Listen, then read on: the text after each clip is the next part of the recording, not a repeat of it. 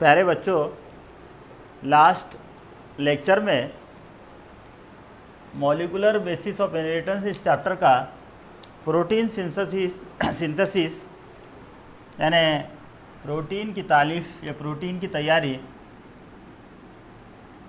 ये टॉपिक, ये हिस्सा हमने शुरू किया था। इस प्रोटीन सिंथेसिस में उसके इब्तिदाई जो चीज़ें हैं, बुनियादी चीज़ें हैं, उससे मैंने आपको बताया था कि प्रोटीन सिंथेसिस कैसे होता है। उसे एक बार दोबारा रिवाइज करते हुए इसके आगे की प्रोसेस हम देखेंगे। बहुत इम्पोर्टेंट टॉपिक है, बहुत बार एग्ज़ाम में इस पर पूछा गया है, नीट के एतबार से बहुत इम्पोर्टेंट है। तो काफ़ी तवज्जो से इसको सुनिएगा और इसके नोट्स तैयार कर लीजिएगा। सबसे पहले प्रोटीन सिंथेसिस जो है, इस अमल का यानी जो कैसे होता है, उससे पहले कुछ चीज़ें यहाँ पे याद रखिए जो मैंने पहले आपको बताया था। प्रोटीन सिंथेसिस का मतलब ये है कि प्रोटीन की जो इकाई है, याद रखिए, वो है एमिनो एसिड।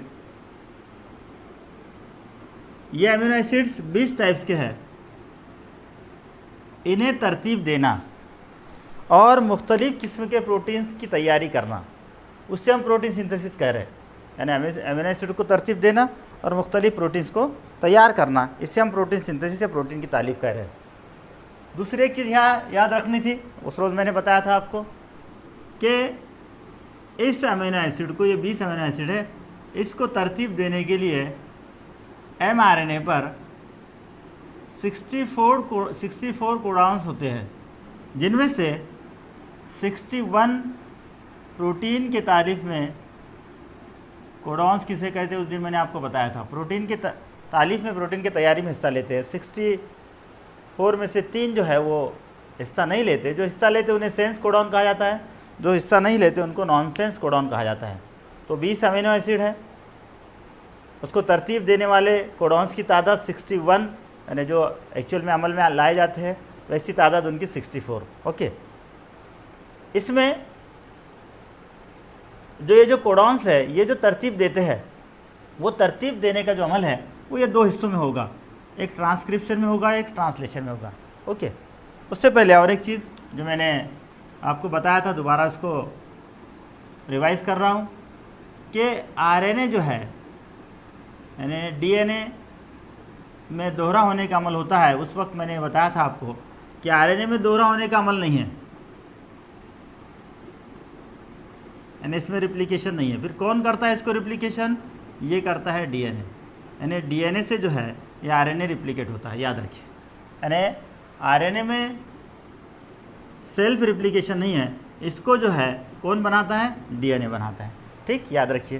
तीनों में जो आरएनए हैं, जैसे आरएनए,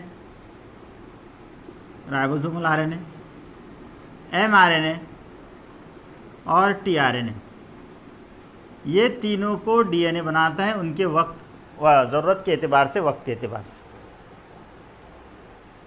और इसको बनाने के लिए जैसे डीएनए पॉलीमरेज, ये जो एंजाइम्स वहाँ यूज़ हुआ था, यहाँ आरएनए पॉलीमरेज होगा। तो ये जो पॉलीमरेज एंजाइम है आरएनए, ये polymerase enzyme first, second and third ऐसे इसको नाम दिए गए हैं। यानी अगर आरएनए को बनाने होगा तो पॉलीमरेज फर्स्ट, एमआरएनए को बनाना है तो पॉलीमरेज सेकंड, टीआरएनए को बनाना है तो पॉलीमरेज थर्ड, ऐसे उसको नाम दिए गए। तो ये जो एंजाइम है, ये जो खामरा है, ये डीएनए से आरएनए को बनाएगा। ओके, वो कैसे बनाएगा ये ट्रांसक्रिप्शन में हम उसको पढ़ेंगे, और ट्रांसलेशन में प्रोटीन उससे कैसे बनेगा। ओके, तो ये कुछ उसकी इब्तिदाई यानी स्टार्टिंग के जो पॉइंट्स थे उसको याद रखिए आप लोग। अब और कुछ पॉइंट्स जो प्रोटीन सिंथेसिस से रिलेटेड है, इसमें क्वेश्चन पूछा जाता है, बहुत बार पूछा गया इसको। इसका सेंट्रल डोग्मा मतलब ये है इसका कि ये जो रिएक्शन होती है, ये रिएक्शन का एक शॉर्ट, एक समरी टाइप रिप्रेजेंटेशन। ये जो अमल है दो, ट्रांसक्रिप्शन एंड ट्रांसलेशन, इस दो अमल में जो कुछ होता है उसे इस सेंट्रल डोग्मा के तहत 1958, नोट डाउन कर लीजिए इसको, क्रिक इस साइंटिस्ट ने बताया, उसका ये कहना था कि डीएनए से आरएनए बनेगा, यानी यहाँ प्रोटीन सिंथेसिस में हमारे लिए एमआरएनए बनेगा और ये अमल कहलाएगा ट्रांसक्रिप्शन। ठीक है, और इस एमआरएनए से प्रोटीन बनेगा, या आपके बुक्स में पॉलीपेप्टाइड चेन, पॉलीपेप्टाइड लिखा है क्योंकि ये जो अमाइनो एसिड है, ये अमाइनो एसिड एक तरतीब में से जुड़ते हैं और उसकी जो चेन होती है, उसकी जो जंजीर होती है, उसको पॉलीपेप्टाइड कहा जाता है। और ये पॉलीपेप्टाइड चेन मतलब प्रोटीन। ओके, तो ये जो बनेगा ये इस अमल के ज़रिए बनेगा जिसको ट्रांसलेशन कहते हैं। क्या कहते हैं इसको? ट्रांसलेशन। तो याद रखिए, वैसे इसको उर्दू में जो टर्म्स है कोई है नहीं, ट्रांसक्रिप्शन, ट्रांसलेशन। वैसे आप इसका अगर तर्जुमा करेंगे तो आपको पता चलेगा कि ट्रांसक्रिप्शन करना जो है किसी चीज़ की नकल करना होगा, और ट्रांसलेट करना जो है तो उसका तर्जुमा करना होगा किसी एक ज़ुबान से दूसरी ज़ुबान में। ओके, तो यहाँ वैसे ही है। ट्रांसक्रिप्शन क्या होगा?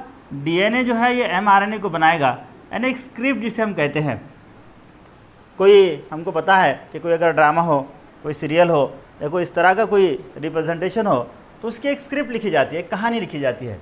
तो वो जो कहानी है, वो जो स्क्रिप्ट है, वैसा ही जो प्रोटीन बनाना है हमको, वो प्रोटीन कैसे बनाना है, ये सारी चीज़ें डीएनए इस एमआरएनए को नोट कर लेता है, ये उसको कोड की शक्ल में, कोडॉन की शक्ल में दे देता है। इसलिए इसको ट्रांसक्रिप्शन, यानी डीएनए की नकल कर रहा है, वो उस पर मौजूद जीन की नकल कर रहा है, और फिर इसको प्रोटीन में बदलना, उसका तर्जुमा करना एक तरह से हो गया, ट्रांसलेट करना हो गया, तो इसीलिए इसको ट्रांसलेशन कहा गया है। तो यहाँ डीएनए से एमआरएनए बनना ट्रांसक्रिप्शन, और एमआरएनए से प्रोटीन या पॉलीपेप्टाइड का बनना ये ट्रांसलेशन होगा। और इस सब को जो है हम सेंट्रल डोग्मा कहते हैं। याद रखिए, कभी कभी इसमें की कोई एक चीज़ निकाल दी जाती है और उसको पूछा जाता है, यानी खाली जगहों के अंदर, एक मार्क्स के क्वेश्चन के अंदर, या पूरा ये एक मार्क्स के लिए सेंट्रल डोग्मा पूछा जा सकता है। तो यहाँ पर याद रखिए, इसको पहले, इससे पहले बहुत बार पूछा गया है कि सेंट्रल डोग्मा जो है ये किस तरह से। नेक्स्ट, ये इसी को 1970 में, ये 1958 दो साइंसदान हैं, जिनमें एक है टैमिन और दूसरा बाल्टीमोर, ये दोनों ने इसी को बताया। थोड़ा सा चेंज ये किया कि यहाँ पर लिखना ऐसे ही आपको, डीएनए ट्रांसक्रिप्शन, आरएनए ट्रांसलेशन, और यहाँ पर पॉलीपेप्टाइड, यानी यहाँ कोई दूसरा चेंज नहीं है, इतना ही चेंज है। सिर्फ यहाँ पर, यहाँ जो एंजाइम है, यानी इसको जो चेंज करने वाला, ये डीएनए से जो चेंज होता है, इसको रिवर्स ट्रांसक्रिप्टेज, ये एंजाइम यहाँ यूज़ होता है। ये बस एंजाइम ये एरो ऐसे बताना है, बाकी सेम टू सेम। तो ये 1970 में टैमिन और बाल्टीमोर ने बताया था, और 1958 ने क्रिक ने। तो ये दोनों भी सेंट्रल डोग्मा है। ये दोनों में थोड़ा सा सिर्फ यहाँ पर रिवर्स ट्रांसक्रिप्टेज, ये एंजाइम का नाम लिखिए, एक एरो बता दीजिए, बाकी सेम टू सेम। इसमें से कोई भी अगर पूछा जाए तो आप इसको लिख सकते हैं। अगर नाम से नहीं पूछा गया कि ये टैमिन और बाल्टीमोर का, तो ये लिखना है, कोई मुश्किल नहीं है, ये आसानी से हम लिख सकते हैं। ठीक, तो अब यहाँ पर हमारे समझ में आ गया कि ट्रांसक्रिप्शन, ट्रांसलेशन इसके ज़रिए होता क्या है। यानी शॉर्ट में, मुख्तसर, ये इसकी थीम हो गई कि डीएनए से एमआरएनए बनना, ये तीनों आरएनए बनेंगे, मैंने बताया, डीएनए इनको बनाते हैं, और आरएनए का प्रोटीन में तब्दील होना, यानी आरएनए पर मौजूद जो कोडॉन्स है उसके मुताबिक प्रोटीन का बनना। अब ये अमल होता कैसे है, ट्रांसक्रिप्शन कैसे होता है, ट्रांसलेशन को कैसे होता है, ये हम डिटेल पढ़ेंगे। उसके बाद जब ये ट्रांसक्रिप्शन है, इससे रिलेटेड ये 4 और पॉइंट्स है, इनमें से जितने होते हैं आज उसको पढ़ेंगे, पहले इसको पढ़ लेंगे और बाद में ये ट्रांसक्रिप्शन यूनिट है, ट्रांसक्रिप्शन यूनिट एंड जीन है, प्रोसेसिंग है उसका, और बाद में जेनेटिक कोड है। इसको काफ़ी वक्त लगेगा जेनेटिक कोड को, तो देखते हैं जितना होता है उतना इस लेक्चर में लेंगे, नेक्स्ट लेक्चर में इसको कंप्लीट करेंगे। तो चलते हैं, पहले ट्रांसक्रिप्शन जो है इससे हम पढ़ेंगे। तो पहले प्रोटीन सिंथेसिस के इब्तदाई मरहले में या शुरू किया जो उसका इंट्रोडक्शन होगा, उसमें सारी चीज़ें आप लोग नोट डाउन कर लीजिए, सेंट्रल डोग्मा को नोट डाउन कर लीजिए, ये चीज़ें जो उसके लिए ज़रूरी होती है ये तमाम चीज़ों को नोट डाउन कर लीजिए। चलते हैं नेक्स्ट ट्रांसक्रिप्शन की तरफ। तो ये ट्रांसक्रिप्शन क्या होता है, कैसे होता है, ये हमको समझना है। इससे पहले हमने डीएनए का दोहरा होने का अमल पढ़ा, याद होगा आप लोगों को। ये जो डीएनए का दोहरा होने का अमल है उसमें हमने ये देखा था कि डीएनए किसी एक पॉइंट से, मैंने आपको पढ़ाया था कि डुप्लीकेशन कैसे होता है, और ये डीएनए की दो पट्टियां हैं, ये डीएनए की दो पट्टियां किसी एक पॉइंट से एक दूसरे से ऐसे अलग होती है, इसको हमने पढ़ा था। और ये अलग होने के बाद ये जो पट्टियां अलग होती है, ये पट्टियां यहाँ पर आरएनए प्राइमर नाम का एंजाइम्स हमने उसको पढ़ा था, और ये 5'2 या 5'2 3' इस तरतीब में इसको तरतीब देती है दोबारा बनाने की। ये आरएनए प्राइमर इसको तरतीब देगा क्या करना है, और डीएनए पॉलीमरेज इसको मुकम्मल करेगा, कंप्लीट करेगा, यानी डीएनए में तब्दील करेगा, डीएनए की नई पट्टी में। वैसे ही कुछ इस आरएनए के बनने में होगा, यानी डीएनए ही इसको बना रहा है, तो अमल बिल्कुल सेम, कोई ज़्यादा उसके अंदर चेंज नहीं होगा, सिर्फ कुछ थोड़ा सा जो डिफ्रेंशिएट है वो क्या है मैं आपको बता रहा हूँ। चलिए, तो सबसे पहले क्या होगा, वो वहाँ का जो उसको डिटेल नहीं पढ़ते, सिर्फ इसके अंदर क्या होने वाला है हम देखते हैं। ट्रांसक्रिप्शन में क्या होगा, किसी एक पॉइंट से, जैसे यहाँ से हमको बताया कि डीएनए का ये पॉइंट था, उसको अपने इनिशिएशन पॉइंट कहते हैं, इब्तदाई नुक्ता कहते हैं, और इब्तदाई नुक्ते से ये डीएनए की दो पट्टियाँ अलग होती है, ये हमने पढ़े थे। वैसे ही यहाँ किसी एक पॉइंट से ये पट्टियाँ उसे क्या कहते हैं वगैरह, ये ट्रांसक्रिप्शन यूनिट में हम डिटेल पढ़ेंगे उसको, ठीक है। तो यहाँ से जो है, यहाँ से ये दो पट्टियाँ अलग हो जाएगी, ठीक है। अब जब ये अलग हो जाएगी तो ये जो दो स्ट्रैंड है, ये दो स्ट्रैंड, ये दो पट्टियाँ आर्जी तौर पर, यहाँ आर्जी तौर पर, हाँ, मुकम्मल नहीं, कंप्लीट नहीं, यानी हमेशा के लिए नहीं, डीएनए के दोहरा होने के अमल में अलग हो जाएंगी तो फिर दोबारा एक साथ नहीं आएंगी, फिर ये नई पट्टी के साथ जुड़ेगी। लेकिन यहाँ ये आर्जी, टेम्पररी, और ये बार बार होता रहता है, जैसे जैसे रिक्वायरमेंट हमारे पास प्रोटीन की होगी और वैसे वैसे ये प्रोटीन को बनाने के लिए एमआरएनए की ज़रूरत पड़ेगी, तब तब ये डीएनए की दो पट्टियाँ अलग होगी और आरएनए को बनाएगी। तो यहाँ ये दो टेम्पलेट, यानी ये स्टैंड, इसको हम दो स्टैंड कहेंगे, इनमें से कोई एक स्टैंड, ये हो या ये हो, ये दोनों में से कोई एक स्टैंड जो है, तो इनमें से एक स्टैंड जो है तो ये आरएनए को बनाने का काम करेगी। आप इस पे बनाइए, इस पे बनाइए, कोई फ़र्क नहीं पड़ेगा, ठीक है।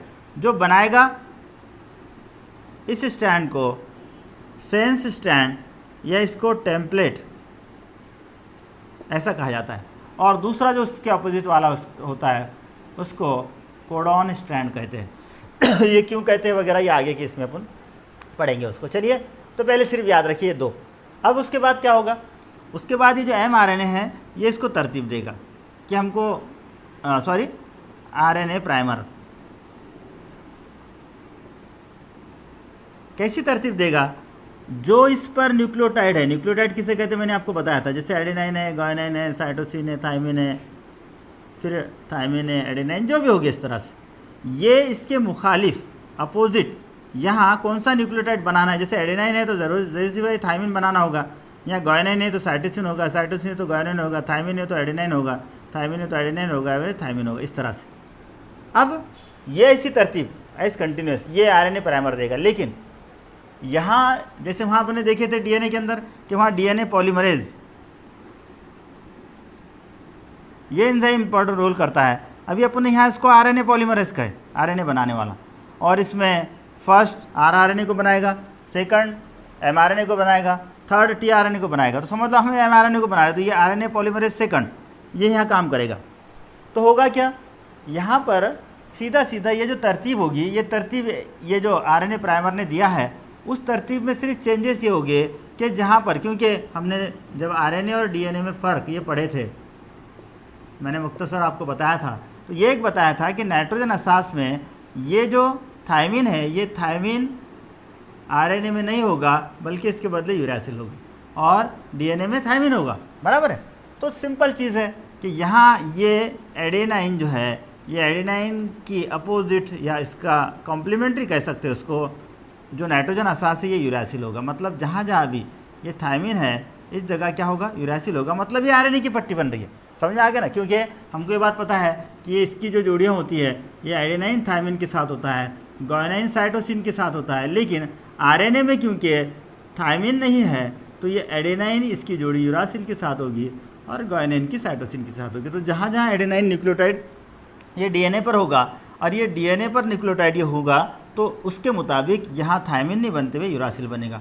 और ये मुकम्मल कंप्लीट जब बन जाएगा ये आरएनए, ये mRNA, तो क्योंकि ये जो अमल होगा ये अमल होगा मरकज़ में, यानी इसके न्यूक्लियस में, क्योंकि यहाँ डीएनए है और ये डीएनए इसको बनाएगा mRNA को, ठीक है। और ये डीएनए इस mRNA को बनाएगा, ये mRNA बनने के बाद इस मरकज़ से बाहर निकल जाएगा और बाहर निकलने के बाद फिर नेक्स्ट प्रोसेस ट्रांसलेशन में इस्तेमाल होगा। ठीक, समझ में आ रहा है? तो ट्रांसक्रिप्शन में ये सारी चीज़ें हमको लिखना है, कहाँ होगा? ये मरकज़ में, ठीक है। और फिर जाकर इसके खलवी माहे में यानी साइटोप्लाज्म में, क्योंकि ये जो प्रोटीन सिंथेसिस का अमल है, एक चीज़ और मैं आपको बताना भूल गया, इसमें सबसे इम्पॉर्टेंट रोल राइबोसोम का होगा। ये राइबोसोम है, ये राइबोसोम में प्रोटीन की तालीफ होगी तो मतलब खलवी माहे में होगी, तो ये mRNA जो यहाँ पर मैसेज लाएगा उसके मुताबिक होगी। तो इसीलिए इस mRNA को जो है मैसेंजर, पैगाम लाने वाला, पैगामी RNA कहा गया है, क्योंकि ये क्या कर रहा है? ये ट्रांसक्रिप्शन के ज़रिए तैयार हो रहा है। ये इसने इस डीएनए पर मौजूद जो कोड थे इसके मुताबिक कोडॉन्स को लेकर गया, इसके मुताबिक, क्योंकि इस पर जो नाइट्रोजन असास थे उसके मुखालिफ या उसके कॉम्प्लीमेंट्री कह सकते हैं, उस तरह के कोडॉन्स को तैयार करके mRNA लेकर आ रहा है। और एक प्रोटीन किस तरह का, कौन सा प्रोटीन तैयार करना है, उसकी तरतीब इसमें छुपी है कोडॉन की शक्ल में, क्योंकि mRNA पर मैंने आपको उस रोज़ पढ़ाया था mRNA किस तरह की शक्ल होगी। इसमें पहला जो है ये AUG होगा, बाद में फिर जो भी है जिस तरह के प्रोटीन बनाने हैं ऐसे 3-3 की शक्ल में कोडॉन्स हो गए, और लास्ट में जो है AUG या UGA, ये 3 में से कोई हो गया। इसको अपने टर्मिनेट कोडॉन कहा था, इसको इनिशिएशन कोडॉन कहा था।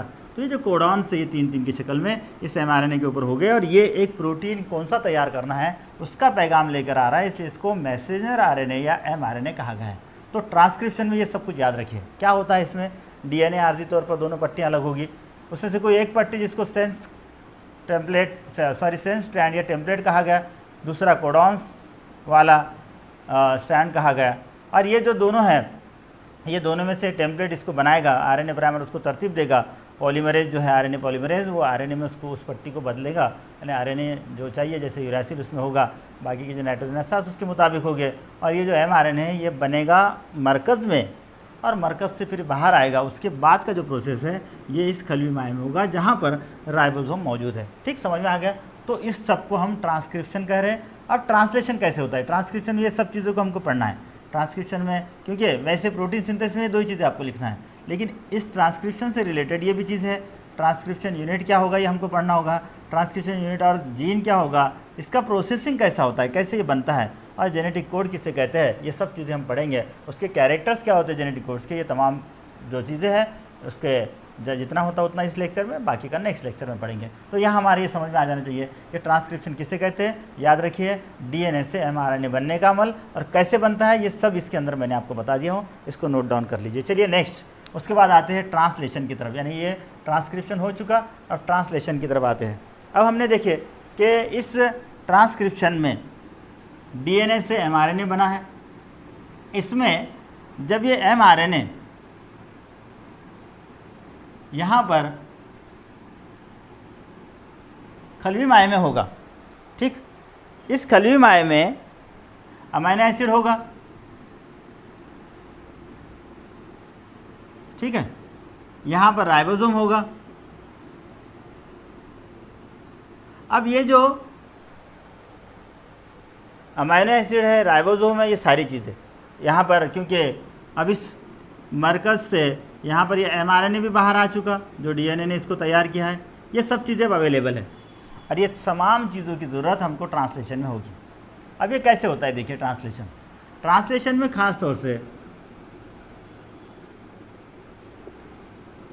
स्पेशली सबसे पहले आप राइबोसोम को समझ लीजिए। पहले ये जो राइबोसोम है इसके 2 यूनिट होते हैं, एक ये छोटे वाला, 2 हिस्से, मतलब एक छोटे वाला यूनिट और ये दूसरा बड़े वाला, इनको सब यूनिट्स कहा जाता है, ठीक है। जैसे इसके डिफरेंट टाइप्स है, 70S 80S राइबोसोम, तो ये अगर 70S राइबोसोम है तो ये जो यूनिट है सब यूनिट ये 50S होगा, और ऊपर वाला जो है तो ये 30S यूनिट, यानी इसको छोटे को 30S कहा जाएगा, इसको 50S, ठीक। ये इसको क्यों ये नाम दिया गया वगैरह वगैरह, मैंने इससे पहले के लेक्चर में मतलब आपको 11th क्लास में इसको डिटेल पढ़ाया था। चलिए अब क्या होता है, सबसे पहले ये जो छोटा यूनिट है, ये सब यूनिट स्मॉल्स, ठीक है, ये इस स्मॉल सब यूनिट जो है ये इस mRNA से आकर जुड़ जाता है। ये mRNA जैसे यहाँ पर ये इस पर ये तरतीब में कोडॉन्स है,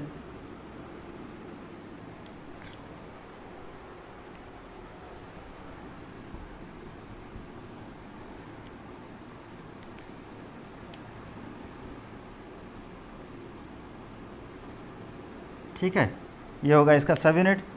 यहाँ पर ये mRNA हम जोड़ रहे हैं उसको ऐसे ये 3-3 की शक्ल में, इस पर एक कोडॉन्स है,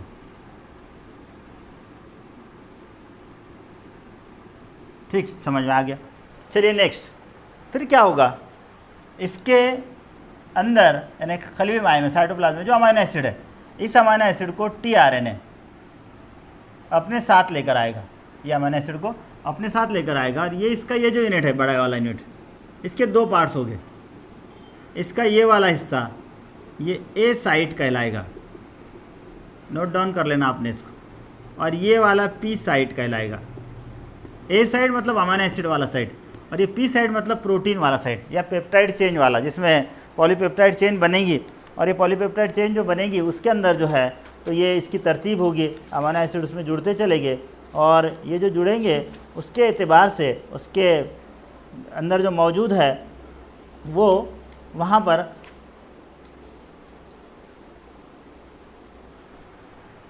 ये कोडॉन्स मौजूद है, उसके मुताबिक ये अमीनो एसिड जुड़ते जाएगी और ये पॉलीपेप्टाइड चेन बनेगी। चलिए, तो पहले यहाँ mRNA यहाँ जुड़ा है, ये जो साइड है मतलब ये जो यूनिट है जिसको अपन दूसरा सब यूनिट वाला कह रहे हैं, लार्ज बड़े वाला, ये लार्ज वाला फिर इससे, क्योंकि यहाँ अमीनो एसिड ये tRNA जमा करेगा, tRNA के साथ दो अलग अलग स्ट्रक्चर है उसके, आपने पढ़े, इसको एक को हेयर पिन कहा जाता है और एक को जो है तो क्लोरलिप कहा जाता है। इस पर यहाँ एंटी कोडॉन्स होंगे, यानी mRNA पर मौजूद जो कोडॉन है उसके कॉम्प्लीमेंट्री कोडॉन्स यहाँ होंगे, उसको एंटी कोडॉन कहा जाएगा।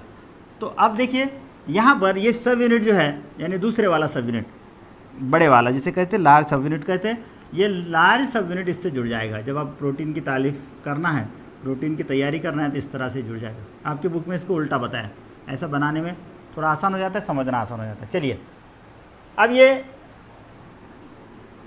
इस यूनिट से, छोटे सब यूनिट से mRNA जुड़ा है, यह mRNA है, यहाँ इसकी ये ए साइड है, इसकी ये पी साइड है, ठीक, यहाँ इसलिए मैंने अलग से आपको बताया, नोट डाउन कर लेना आपने उसके अंदर। अब क्या होगा नेक्स्ट, आगे की तरतीब क्या होगी, ये जो ट्रांसलेशन है, ये ट्रांसलेशन को तीन यानी इसकी 3 स्टेप्स है।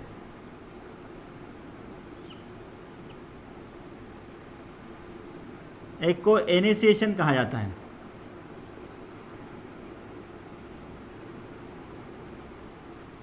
इनिशिएशन ऑफ पॉलीपेप्टाइड चेन, इतना बड़ा नाम है, इतना अच्छा, इतना बड़ा नहीं लिखते, सिर्फ आप इनिशिएशन लिखे तो चलेगा। दूसरे में एलोंगेशन, और तीसरे में टर्मिनेशन। ये तीनों, इसको स्मॉल ए बी सी यानी ट्रांसलेशन में स्मॉल ए स्मॉल बी स्मॉल सी देकर साइड हेडिंग देना और इसको लिख देना, इसमें क्या होगा, इसमें क्या होगा, इसमें क्या होगा, ठीक है।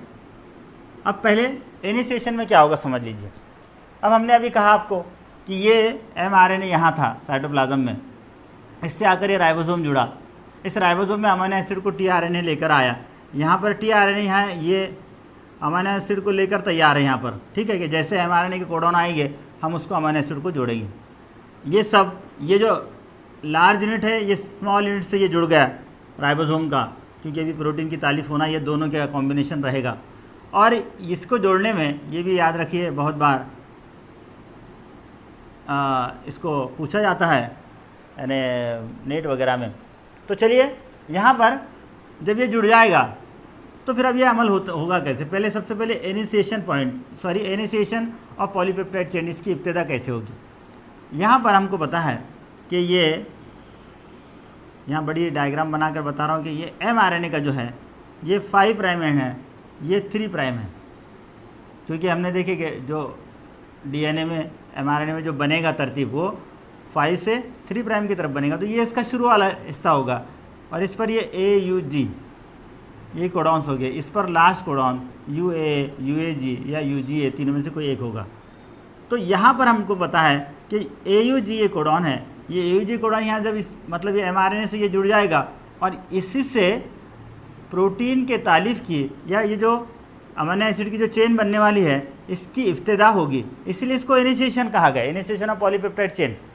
तो जैसे ही यहाँ पर ये AUG ये इस जगह की है, ये यहाँ पे मैं डायग्राम अलग से आपको बनाकर बता रहा हूँ, आप यहाँ उसको बनाइए। AUG ये जो कोडॉन जैसे आएंगे, इसके कॉम्प्लीमेंट्री इसके मुखालिफ कोडॉन जिसको अपन एंटी कोडॉन कहे थे, जो ये tRNA पर हो गए, सॉरी हाँ यस tRNA पर हो गए। इस tRNA पर मौजूद ये जो कोडॉन्स है, एंटी कोडॉन जिसे हम कह रहे हैं, ये एंटी कोडॉन इससे जुड़ जाएंगे।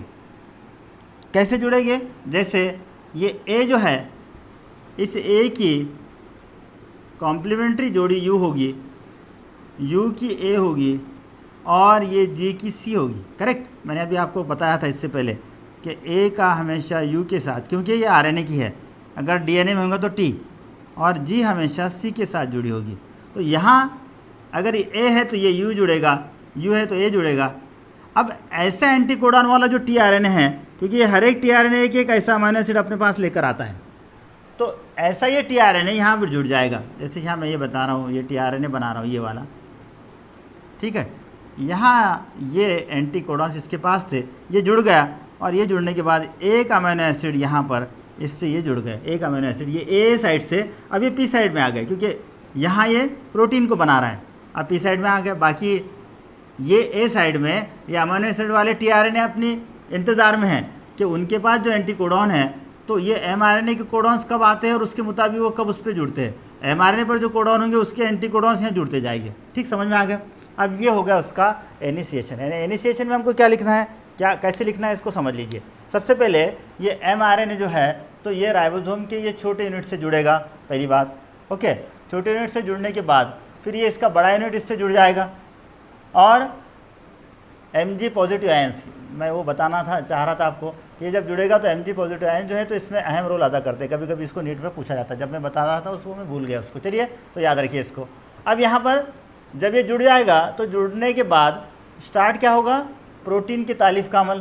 प्रोटीन के तालिफ का अमल शुरू होगा तो उसकी जो इब्तिदा होगी वो AUG इस कोडॉन के मुताबिक होगी, क्योंकि हमको पता है कि mRNA पर जो है तो mRNA पर क्या होगा, AUG यही कोडॉन होगा, और इसके मुताबिक एंटी कोडॉन UAC जुड़ेंगे, और UAC वाला एंटी कोडॉन वाला ये जो tRNA है, ये जिस अमीनो एसिड को लाएगा वो मिथानोइन होगा।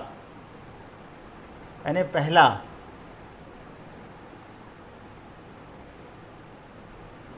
मिथानोइन, पहला जो अमीनो एसिड जुड़ेगा वो ये जुड़ेगा मिथानोइन। तो याद रखिए। तो यहाँ पर अब इसको यहाँ बनाते हैं हम लोग कि यहाँ क्या हुआ, पहला अमीनो एसिड जुड़ गया, मतलब इस प्रोटीन की तालिफ की इब्तिदा हो गई। इसे कट कर देता हूँ, ये आपके समझने के लिए बनाया गया था। अब आपके पास के डायग्राम में इसको बड़ी तरतीब देकर 3 डायग्राम इसकी बनाइए, बताता हूँ बाद में कौन सी 3 बनाना है। तो चलते हैं, यहाँ पर इस तरह से ये tRNA जुड़ा, और ये tRNA जुड़ने के बाद इस पर मौजूद एंटी कोडॉन जो थे, ये पहले वाला जो था AUG, इसके मुखालिफ UA और C वाला, यानी यहाँ एक मिथानोइन जुड़ गया। ठीक है, ये वाला। ठीक, अब नेक्स्ट क्या होगा, यानी इसे कहा गया इनिशिएशन। नेक्स्ट क्या होगा, ये जो राइबोसोम है अब ये mRNA पर आगे बढ़ता जाएगा, और जैसे आगे बढ़ेगा तो ये mRNA पर मौजूद जो कोडॉन्स है उसके मुताबिक फिर ये एंटी कोडॉन्स जुड़ते जाएंगे, और जैसे ये जुड़ेंगे तो इस A साइड में, यानी ये A साइड में tRNA इंतज़ार में है कि अपना नंबर कब आएगा, ये कोडॉन के मुताबिक उसके पास जो एंटी कोडॉन है वो कब जुड़ेगा। तो नेक्स्ट वाला जो भी होगा इस पर ये कोडॉन, इसके मुताबिक फिर नेक्स्ट यहाँ जुड़ जाएगा, फिर नेक्स्ट उसके बाद वाला जुड़ेगा, उसके बाद वाला जुड़ेगा, उसके बाद वाला जुड़ेगा। ऐसे ये अमीनो एसिड इस पर जुड़ते जाएंगे और एक ऐसी चेन बनती जाएगी, इसकी लंबाई बढ़ती जाएगी। तो जब ये लंबाई बढ़ेगी, यानी पॉलीपेप्टाइड चेन क्या हो रही है, एलोंगेशन हो रहा है, इसमें इजाफा हो रहा है, इसकी लंबाई बढ़ रही है, इसको एलोंगेशन कहते हैं। यानी इब्तिदा हुई, उसके बाद में धीरे धीरे ये बढ़ती जाएगी। कब तक बढ़ेगी, जब तक ये mRNA का ये आखिरी वाला पॉइंट है जिसको अपने टर्मिनेशन कहा, यानी इसका जो 3 प्राइम ये है, ये वाला ये जिस पर UAA, UAG या UG ये तीनों में से कोई कोडॉन होगा, इसको हम टर्मिनेशन कोडॉन कहते हैं या स्टॉप कोडॉन कहते हैं। तो ये स्टॉप कोडॉन जब नहीं आएगा, जब तक के यानी आखिरी के ये स्टॉप कोडॉन तक ये चलता रहेगा, यानी 3 प्राइम तक चलता रहेगा, और कंटिन्यू जब यहाँ आ जाएगा तो यहाँ निकल, यानी अब समझ में आ गया आपके इनिशिएशन हो गया, फिर mRNA पर मौजूद कोडॉन के मुताबिक इस पर एंटी कोडॉन जुड़ते जाएंगे और इस तरह से यहाँ पर ये पॉलीपेप्टाइड चेन की लंबाई बढ़ती जाएगी, और ये जो लंबाई बढ़ रही है इसे अपन ने कहा है एलोंगेशन, यानी यहाँ एलोंगेशन हो रहा। कब तक होता रहेगा एलोंगेशन? मैंने अभी आपको बताया, इस तरह से ये मुख्तलिफ अमीनो एसिड से जुड़ते जाएंगे। कब तक होगा? जब तक ये 3 प्राइम एंड या 3' एंड नहीं आएगा जिस पर टर्मिनेशन कोडॉन है। अब जब ये आ जाएगा तो सिंपल सी चीज़ है, इसको जोड़ने वाला कोई एंटी कोडॉन नहीं है, क्योंकि अपने इसे नॉनसेंस कोडॉन भी कहा था। और ये जो है जैसे 61 सेंस वाले और उनमें के 3 ये जो नॉनसेंस अपन कह रहे हैं, उनमें से कोई एक यहाँ मौजूद होगा, और ये जो है ये फिर इस प्रोटीन की जो तारीफ़ है इसको ख़त्म कर देगा, और इसीलिए इसे टर्मिनेशन कहते हैं, आखिरी हिस्सा कहते हैं। यहाँ पर ये टर्मिनेट हो जाएगा और ये 3 हिस्से मिलकर ये ट्रांसलेशन का अमल होगा। तो पहले ट्रांसक्रिप्शन हुआ, बाद में ट्रांसलेशन। तो आपको क्या करना है, शुरू में एक ये डायग्राम बनाना है। ये सारी चीज़ें नोट डाउन कर लीजिए जो मैंने कट किया हूँ। इसको इब्तिदाई या इनिशिएशन वाली बता दीजिए, ठीक है। अब दूसरे में क्या होगा, यही सब चीज़ें होगी। ये राइबोसोम का ये यूनिट होगा, ये दूसरा यूनिट होगा, ठीक है। यहाँ पर mRNA को बीच में बता दीजिए, और ये जो है ये A साइड है इसकी, ये वाली B साइड है। यहाँ ये जो tRNA जुड़ रहा है इससे जो पॉलीपेप्टाइड चेन है इस पर कई अमीनो एसिड जुड़े हुए बता दीजिए, मतलब यहाँ इसका एलोंगेशन हो रहा। ये दूसरी वाली डायग्राम, सेम डायग्राम इसी तरह से बनाना है, कोडॉन्स वगैरह ये रफली मैंने बता दिया आपको कैसे करना है। सिर्फ ये इसकी एक चेंज करना है, mRNA को बीच में ला लेना है और इसके अंदर ये ऐसे कई अमीनो एसिड जुड़े हुए बताना है। इसके अलावा इसमें तीसरा कोई तब्दीली करना नहीं है, और इससे एलोंगेशन वाला डायग्राम मैंने दूसरी डायग्राम में बताइए, ठीक है।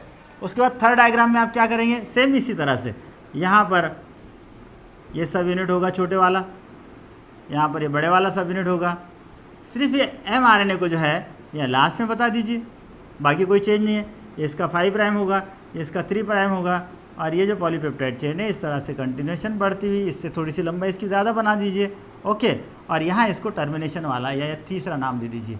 अब जब ये पूरा हो जाएगा, पूरा होने के बाद फिर टर्मिनेट होगा, मतलब यहाँ से निकल जाएगा, ये mRNA यहाँ से निकल जाएगा, यहाँ से ये जो पॉलीपेप्टाइड चेन बन गई ये यहाँ से अलग निकल जाएगी, और ये जो प्रोटीन बना है यानी ये जो अमीनो एसिड है, इस अमीनो एसिड को जो तरतीब दी गई है, ये यहाँ पर ऐसे अमीनो एसिड जो है, ये अमीनो एसिड को जो तरतीब है, ये अमीनो एसिड इसको पॉलीपेप्टाइड चेन अपन कह रहे हैं।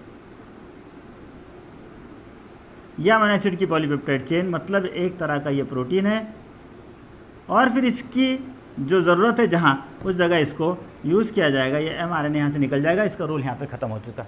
तो इस तरह से ये पूरा अमल जो है ये इसको प्रोटीन सिंथेसिस या प्रोटीन की तालीफ कहा जाता है। यहाँ पर ये जो अमीनो एसिड जुड़ेंगे इसको नाम जैसे AA1, AA2, AA3 ऐसा दिया जाएगा। एक्चुअली AA1 ये लास्ट करेगा, फिर सेकंड, थर्ड, फोर्थ, इस तरह से। तो ये amino acid first, amino acid second, ऐसे नाम दिए जाएंगे। तो यहाँ पर ट्रांसक्रिप्शन, इसमें DNA से mRNA कैसे बनता है उसको लिखना है। ट्रांसलेशन में mRNA से प्रोटीन कैसे बनता है उसमें उसकी 3 स्टेजेस लिखना है। इनिशिएशन, उसकी इब्तिदा कैसी होती है, एलोंगेशन यानी पेप्टाइड चेन की लंबाई कैसे बढ़ती है, और टर्मिनेशन उसका आखिरी या ख़त्म यानी ये पॉलीपेप्टाइड चेन और mRNA का वहाँ से खारिज होना कैसे होता है। ये सारी चीज़ों को लिख लीजिए। ये कभी कभी बड़ा क्वेश्चन है, 4 मार्क्स का क्वेश्चन भी इस पर आ सकता है, बहुत आसान है। एक बार 2 बार अगर आप इस वीडियो को देख लेंगे और आपके नोट्स बना लेंगे, इंशाल्लाह आपको याद हो जाएगा। चलते हैं नेक्स्ट, ट्रांसक्रिप्शन में ये पॉइंट्स हमको पढ़ना है।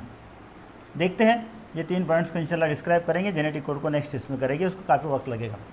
अब ट्रांसक्रिप्शन यूनिट जो है, ये ट्रांसक्रिप्शन यूनिट हम किससे कहते हैं ये पहले पढ़ेंगे, फिर ट्रांसक्रिप्शन यूनिट और जीन इसे, और उसका जो प्रोसेस है, उसका जो अमल है ये कैसे होता है ये हमको पढ़ना है। ये कैसे होता है, मैंने आपको पहले इससे पहले डीएनए से जो आरएनए बना वहाँ पर कुछ चीज़ें इसकी हिंट्स दिया था। ये डायग्राम्स आप बना लीजिए। तो समझ लिए पहले वाला ट्रांसक्रिप्शन यूनिट्स, इसके ताल्लुक से कुछ चीज़ें आपको याद रखना है। शॉर्ट में कभी 2 मार्क्स के लिए, कभी इस पर मुख्तसर 1 नंबर 2 नंबर की खाली जगह वगैरह ये भी पूछी जा सकती है। तो पहले वाला ट्रांसक्रिप्शन यूनिट,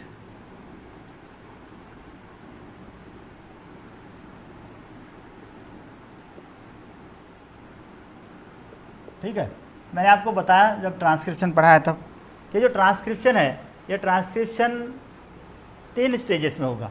यहाँ पर 3 इसके यूनिट हो गए। एक को प्रोमोटर, दूसरे को स्ट्रक्चरल जीन और तीसरे को जो है टर्मिनेटर कहा जाएगा। याद रखो ये 3 नाम, ठीक है। अगर ये पूछा जाता है ये शॉर्ट नोट्स के लिए या 2 मार्क्स के लिए जो भी, तो ये 3 नाम लिख लीजिए। अब ये क्या होते हैं, मैंने आपको अभी जो ये ट्रांसक्रिप्शन पढ़ाया तो उसमें मैंने कहा था कि डीएनए की जो 2 पट्टियाँ एक दूसरे से अलग होती है।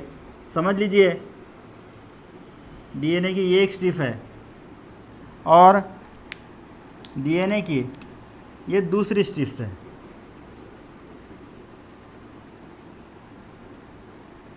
ठीक है, समझ लीजिए इसको।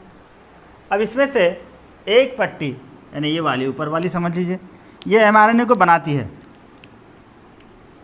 इसको हमने टेम्पलेट कहे थे, याद होगा आपको, ठीक है। और ये जो दूसरी वाली जो पट्टी है, इस दूसरी वाली पट्टी को कोडिंग स्ट्रैंड, इसको टेम्पलेट स्ट्रैंड कहेंगे और इसको कोडिंग।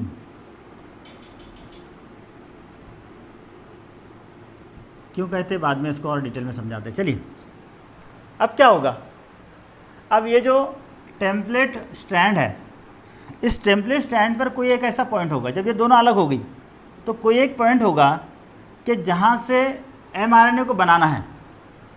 यकीनन हमको ये बात पता है कि एमआरएनए पर जो उसका ये 5 प्राइम एंड है, जिसको उसको इनिशिएशन पॉइंट कर रहे हैं, इब्तिदाई सिरा कह रहे हैं, यहाँ पर AUG ये कोडॉन होंगे। अब ये भी मैंने आपको बताया। तो कहीं ना कहीं इस डीएनए पर ये A को बनाने के लिए चाहिए हमको U को बनाने के लिए A चाहिए और G को बनाने के लिए C। ऐसे कोई 3 एक लाइन के न्यूक्लियोटाइड होंगे, क्योंकि 3 के न्यूक्लियोटाइड्स में इसको हम जीन कह रहे, इसको कोड कह रहे, कोडॉन्स कह रहे। तो ये कोई ना कोई होंगे तो ही जाकर ये बनेगा। तो ये जिस जगह होंगे वहाँ से आगे की तरफ ये एमआरएनए के बनने का अमल होगा। तो यहाँ जो होंगे यानी जहाँ से, अब ये चीज़ मैंने आपको ये समझाने के लिए कहा है, वैसे आपको ये समझना है कि जहाँ से इसकी इब्तिदा होगी एमआरएनए के बनने की, वो इब्तिदाई नुक्ता जहाँ से स्टार्टिंग हो रही है, या वो पॉइंट जो इसको बनाने के लिए प्रमोट कर रहा है, जो बनाने के लिए उसको उकसा रहा है, तो इसीलिए यहाँ वाला ये जो पॉइंट होगा, ये वाला पॉइंट जहाँ से इसकी इब्तिदा होगी, इसको हम प्रोमोटर कहेंगे। यानी ये वाला पॉइंट प्रोमोटर हो गया। ठीक, समझ में आ गया। अब क्या हुआ, अपने उस पर डिटेल में पढ़े उसको कि फिर यहाँ एमआरएनए इसको तरतीब देगा और तरतीब देने के बाद इस पर फिर एक्चुअल में ये वाला जो पार्ट है, ये वाला पार्ट, ये स्ट्रक्चरल यूनिट है इसका।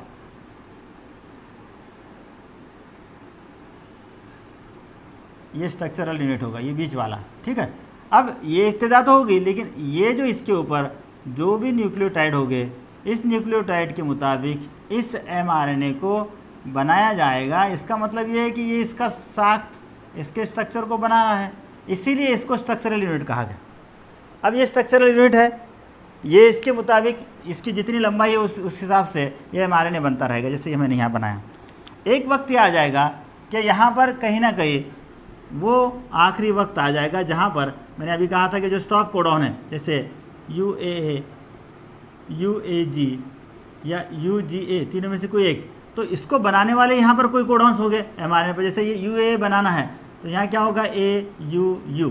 अगर ऐसा आ जाता है तो यहाँ पर जो है, यहाँ पर इसका खात्मा हो जाएगा। यानी ये बनने का जो अमल है, यहाँ से स्टार्ट हुआ, प्रमोट हुआ, यहाँ पर ये बनता रहा, इसका स्ट्रक्चर, इसकी साख बनती रही एमआरएनए की, और आखिरी वक्त यहाँ आ जाएगा जहाँ पर इसका दी एंड हो जाएगा, मतलब इसका खात्मा हो जाएगा, ये कंप्लीट हो जाएगा। इन शॉर्ट में जहाँ ख़त्म हो जाएगा उसको हम टर्मिनेटर यूनिट यानी प्रमोटर यूनिट होगा, स्ट्रक्चरल यूनिट होगा और टर्मिनेटर यूनिट होगा। ये 3 यूनिट इसके है, ये 3 इकाइयाँ इसकी है।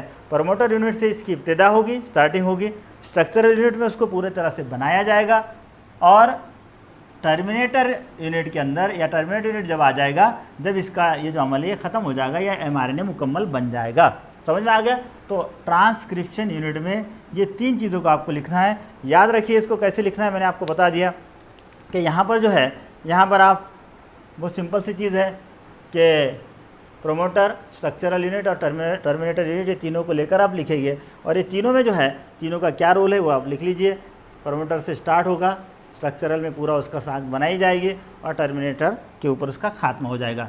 और फिर जो है ये mRNA इस तरह से जैसे अपन ये बना है वैसा ये 5 प्राइम, ये 3 प्राइम इस शक्ल में यहाँ बनेगा। तो बहुत सिंपल चीज़ है, जब ये 5 प्राइम 3 प्राइम बनेगा तो ये DNA का ये 3 प्राइम वाला ऐड होगा और ये वाला 5 प्राइम वाला होगा, और इसका जो है ये 5 प्राइम वाला होगा, ये 3 प्राइम वाला होगा, और यहाँ जो है यहाँ पर ये mRNA इसके कोडॉन के मुताबिक यहाँ पे बन जाएगा। ओके, समझ में आ गया।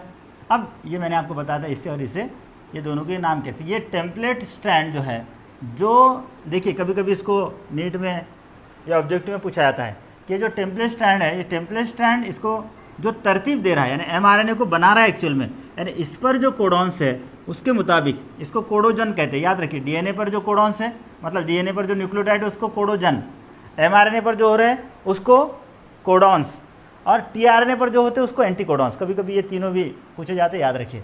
कोडोजन यहाँ लिख नहीं रहा हूँ, आप लोग लिख लीजिए उसको।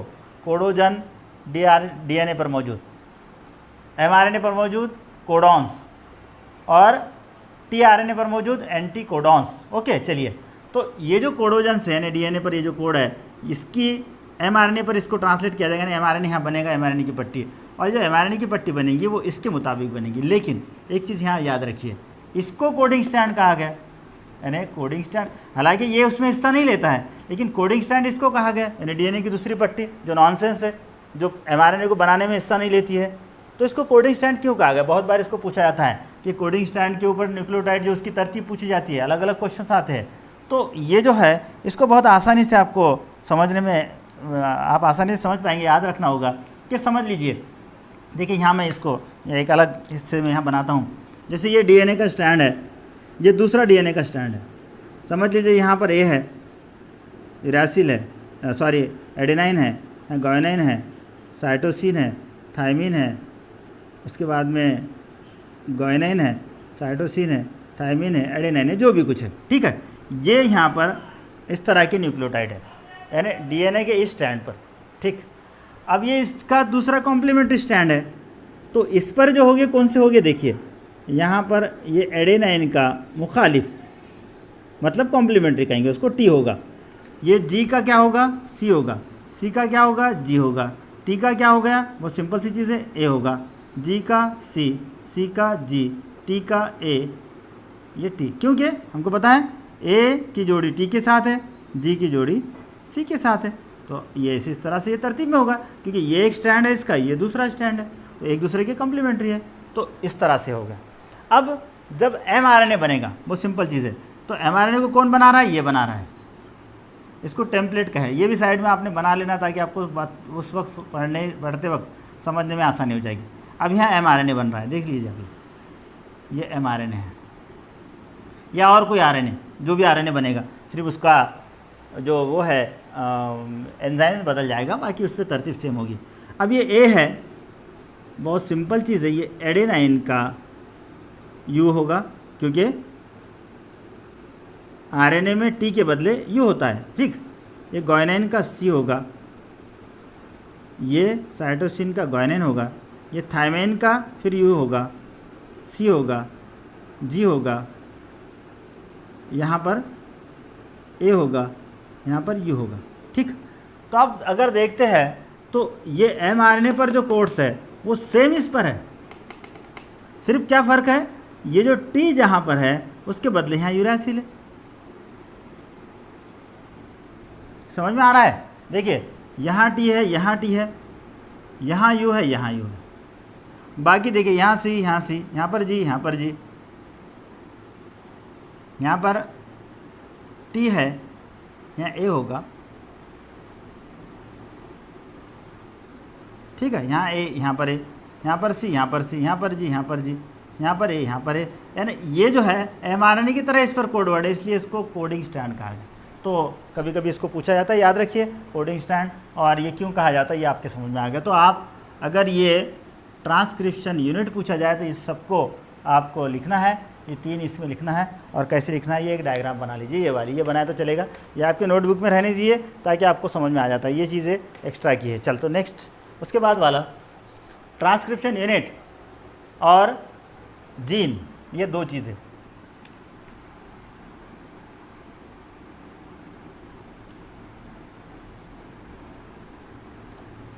उससे पहले, क्योंकि अभी वो आपके सिलेबस में नहीं रहा, तो ये जीन जो है, ये जीन क्या होता है ये पहले समझ लीजिए।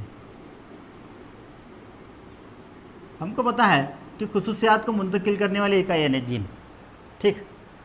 अब हम जो यहाँ समझ रहे हैं वो ये जो जीन है, इस जीन में यानी ट्रांसक्रिप्शन यूनिट जो है, ये इसके मुताबिक, अभी अपने देखे थे कि जो mRNA पर जो कोडॉन्स है उसके मुताबिक प्रोटीन बनेगा और उसके ऊपर सारी चीज़ें उसके ज़रिए कंट्रोल की जाएगी। इस जीन की यानी इनडायरेक्टली डायरेक्टली ये DNA की इकाई हो जाएगी जो कैरेक्टर्स को, खुसूसियात को मुंतकिल कर ले, यानी यूनिट ऑफ DNA जो कैरेक्टर्स को ट्रांसफ़र कर रहा है उसे जीन कह रहे हैं। अब जीन का यूनिट जो एक्चुअल में फंक्शनल है उसको सिस्ट्रॉन कहेंगे। इसके 3 यूनिट होते हैं, याद रखिए, आपके इसमें सिर्फ सिस्ट्रॉन पढ़ना है आपको, बाकी के 2 को भी याद रखना है। एक होता है रेकॉन, एक होता है म्यूटॉन, ठीक है। ये सिस्ट्रॉन इसका फंक्शनल यूनिट, इसी का काम है हमको, अफ़ाली इकाई जो जीन की है उसको सिस्ट्रॉन कहेंगे। रेकॉन जो है ये रिकॉम्बिनेशन करेगा, यानी दोबारा तरतीब देगा। मियोसिस कलवी तकसीम में, तकलीली कलवी तकसीम में जब दोनों यानी क्रोमोसोम्स आपस में जीन का तबादला करते हैं और उनकी जो तरतीब दोबारा बनती है उसको रिकॉम्बिनेशन कहते हैं। वहाँ हमने डिटेल में उसको पढ़े, तो उसके लिए ये जिम्मेदार होगा। म्यूटॉन म्यूटेशन के लिए ज़िम्मेदार होगा। यहाँ सिर्फ ये 2 चीज़ें याद रखिए। म्यूटेशन उसे कहते हैं सडन चेंज, अचानक आने वाली तब्दीली। बहुत सारे कैरेक्टर्स हम देखते हैं कि किसी एक नस्ल में कोई एक कैरेक्टर है, वो दूसरी नस्ल में अचानक बदल गया, या कोई कैरेक्टर नहीं था वो दूसरी नस्ल में अचानक आ गया, तो उसे हम म्यूटेशन कहते हैं, अचानक आने वाली तब्दीली। तो इसको यहाँ हमको डिटेल नहीं पढ़ना है, सिर्फ सिस्ट्रॉन ये इसका फंक्शन है, इस चीज़ को याद रखना है। यानी DNA की इकाई जो खुसूसियात मुंतकिल करती है उसको जीन कह रहे हैं, और जीन की इकाई जो अफ़ाली इकाई है उसकी, फंक्शनल यूनिट है उसका, उसको हम सिस्ट्रॉन कह रहे हैं। तो समझ में आ गया, यानी ये इसका ये अभी ये ट्रांसक्रिप्शन यूनिट हमने तो अभी पढ़े है, ठीक। अब उसके बाद दूसरी चीज़ इसमें यहाँ याद रखिए कि जो mRNA होगा, ये mRNA जो होगा तो ये 2 तरह का हो सकता है। एक हो सकता है मोनोसिस्ट्रॉनिक और दूसरा हो सकता है हेटेरोसिस्टोनिक।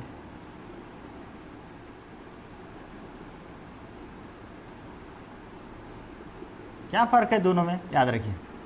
मोनोसिस्टोनिक, जैसे अभी मैंने आपको बताया कि mRNA जो है, ये mRNA पर मौजूद जो इस तरह की जो यूनिट है, अभी अपने इसको ट्रांसक्रिप्शन यूनिट कहा, और ये जो कोडॉन्स है इसके मुताबिक जो भी प्रोटीन बनना है वो बनेगा। अगर इस पर यानी जो तरतीब है कोडॉन्स की, ये तरतीब में अगर किसी एक ही टाइप्स का प्रोटीन बनेगा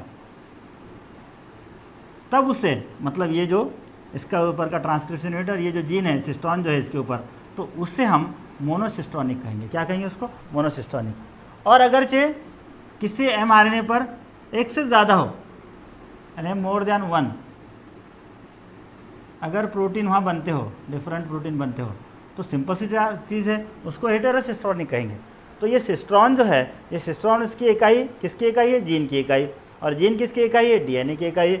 तो सिस्ट्रॉन इसकी फंक्शनल इकाई होने से एक्चुअल में सिस्ट्रॉन के ज़रिए जो प्रोटीन बनना है, प्रोटीन की जो तैयारी करना है, उसी के ऊपर खुसूसियात मैंने खुसूसियात का दारोमदार होगा, उसके ज़रिए अफ़ाल होगा, उसके मुताबिक अफ़ाल होगा, तो इसीलिए उसको फंक्शनल यूनिट कहा गया है। तो ये जो सिस्ट्रॉन है, ये सिस्ट्रॉन अगर एक ही प्रोटीन को बनाता है तो उसको मोनोसिस्टोनिक कहेंगे, और एक से ज़्यादा अलग अलग मुख्तलिफ प्रोटीन को बनाता है तो उसको हम हेटेरोसिस्टोनिक कहेंगे। तो ये आपको याद रखना है कि ट्रांसक्रिप्शन यूनिट और जीन किसे कहते हैं। ओके, इंशाल्लाह ताला इसके बाद, क्योंकि ये काफ़ी लंबा लेक्चर हो जाएगा, इसमें इसका प्रोसेसिंग है और जेनेटिक कोड है, ये दो चीज़ें हम नेक्स्ट लेक्चर में पढ़ेंगे। यहाँ ये चीज़ों को अच्छे से याद रखिए। ट्रांसक्रिप्शन किसे कहते हैं, ट्रांसलेशन किसे कहते हैं, ट्रांसक्रिप्शन यूनिट किसे कहा गया है, ट्रांसक्रिप्शन यूनिट और जीन किसे कहते हैं, इसका प्रोसेस और जेनेटिक कोड, ये दो चीज़ें इंशाल्लाह नेक्स्ट लेक्चर में आपको पढ़ने को मिलेगी। आप ये सब चीज़ों को नोट डाउन कर लीजिए। प्रोटीन सिंथेसिस पूछा तो ये दो को जो मैंने शुरू में बताया, क्योंकि ट्रांसक्रिप्शन की ये चारों पॉइंट्स है, लेकिन अगर आप इसको एक साथ लिखिए तो काफ़ी बड़ा हो जाएगा। इसको मुख्तसर दो मार्क्स के एतबार से या 3 मार्क्स के एतबार से पूछा जा सकता है, शॉर्ट नोट्स पूछी जा सकती है, 1 मार्क्स के क्वेश्चन इस पर आ सकते हैं। तो ये दो चीज़ें और ये दो, इसको आप नोट डाउन कर लीजिए यहाँ, और अगले लेक्चर में इंशाल्लाह मिलते हैं। प्रोसेसिंग और जेनेटिक कोड उस लेक्चर में पढ़ेंगे। चलिए, अल्लाह हाफिज़।